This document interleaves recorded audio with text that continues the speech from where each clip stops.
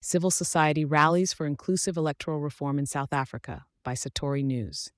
A collective appeal for substantial civil society involvement in South Africa's electoral reform has been ignited, with OUDE at the forefront, urging an open dialogue with Minister of Home Affairs, Dr. Leon Schreiber.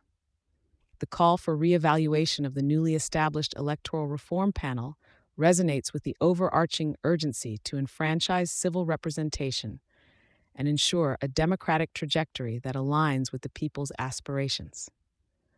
The 22-strong consortium of civil organizations, including OUDE, has identified deficiencies in the panel's current framework, underlining a critical disconnect that could adversely impact future electoral landmarks.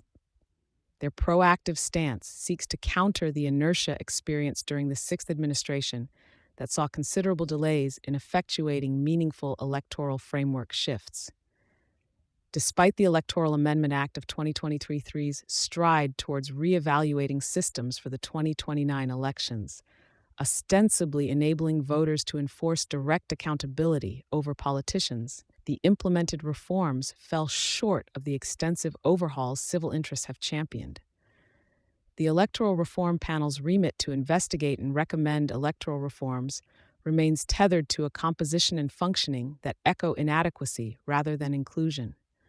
Citing concerns over an unbalanced representation on the panel, skewed towards current and former Electoral Commission alumni, with the conspicuous absence of civil voices, the organizations are confronting what they regard as a prejudiced stance against transformative electoral reform. Highlighted, too, is the neglect of statutory obligations surrounding panel nominations, leading to significant setbacks in meeting preparation deadlines ahead of key electoral engagements.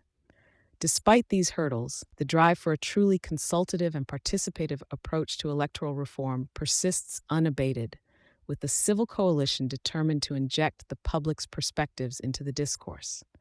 The onus is also on the public to lean into this process, advocating for a democratic system that mirrors true constituency-based representation, hence evoking broader interest and involvement in the mechanisms that sculpt the nation's democratic processes. UDA's decree underscores an imperative for mobilization. The quest for an electoral system that embodies the authentic representativeness of political leaders is paramount, calling for a swift kickstart into action that reverberates with the urgency of the present challenges within the South African democratic landscape. Thank you for choosing Satori News.